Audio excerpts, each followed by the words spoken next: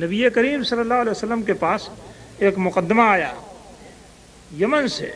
حضرموت سے۔ ایک زمین کے بارے میں دو آدمیوں کا جھگڑا تھا۔ ایک آدمی کہتا تھا کہ یہ زمین میری ہے، دوسرا کہتا تھا کہ میری ہے۔ نبی کریم صلی اللہ علیہ وسلم کے پاس دونوں آئے اور اپنا معاملہ پیش کیا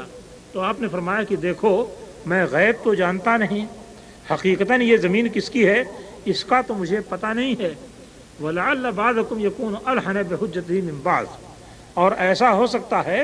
کہ تم میں سے بعض آدمی اپنی بات بیان کرنے میں بڑا زبان آور ہو،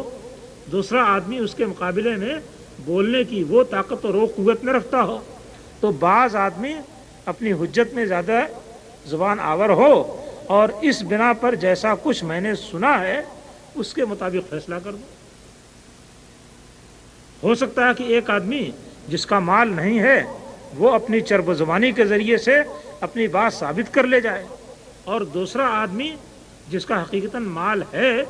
اس کے پاس بات کرنے کی اتنی قوت نہیں ہے کہ وہ پہلے آدمی کی حجت کو توڑ سکے اور اپنا ثبوت پیش کر سکے۔ تو آپ فرماتے ہیں کہ میں تو ویسے ہی فیصلہ کر دوں گا جیسا کہ میں نے سنا ہے، لیکن اگر مال کسی کا ہے اور میں نے کسی اور کے لیے وہ فیصلہ کر دیا فإنما أقطع له قطعة من النار، تو یاد رکھے کہ میں اس کے لیے جہنم کا ایک ٹکڑا کاٹ کر کے دے رہا ہوں۔ اب آپ ذرا سوچ لیجئے، مقدمہ نبی کریم صلی اللہ علیہ وسلم کے پاس آ رہا ہے،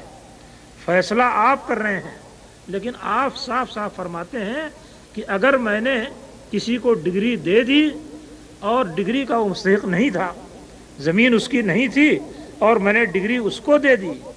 تو یہ نہ سمجھے کہ یہ زمین اس کے لیے حلال ہو گئی، بلکہ یہ جہنم کا ایک ٹکڑا ہے جو اس کو دیا جا رہا ہے۔ اب اس کے بعد دونوں کے دونوں بھاگنے لگے، دونوں میں سے کوئی اس زمین کو لینے کے لیے تیار نہیں ہو رہا تھا کہ کون اس خطرے کو مول لے گا۔ تو یہ واقعہ آپ سامنے رکھیے اور اس سے اندازہ کیجئے کہ دنیا کا سب سے بڑا عادل حکمراں یعنی نبی کریم صلی اللہ علیہ وسلم، آپ بھی اگر کسی کو ڈگری دے دیں اور وہ چیز اس کی نہ ہو تو اس کے لیے حلال نہیں ہوتی ہے، بلکہ وہ اس کے لیے جہنم کا ایک ٹکڑا ہے۔ تو آج جو یہ کوشش کی جا رہی ہے کہ کسی کی زمین ہے یا کسی کا مال ہے، کسی کا باغ ہے، کسی کی جائیداد ہے، اور حاکم سے مل کر کے اس کو پیسے دے کر کے اس کو رشوت دے کر کے ڈگری خود لے لی جائے اور ڈگری مل گئی تو یہ سمجھا جائے کہ چلو یہ حلال ہو گیا، درست ہو گیا، یہ بہت بڑی غلط فہمی ہے اور بہت بڑی کوتاہی ہے۔ اس طریقے سے کبھی کوئی چیز حلال نہیں ہوتی ہے۔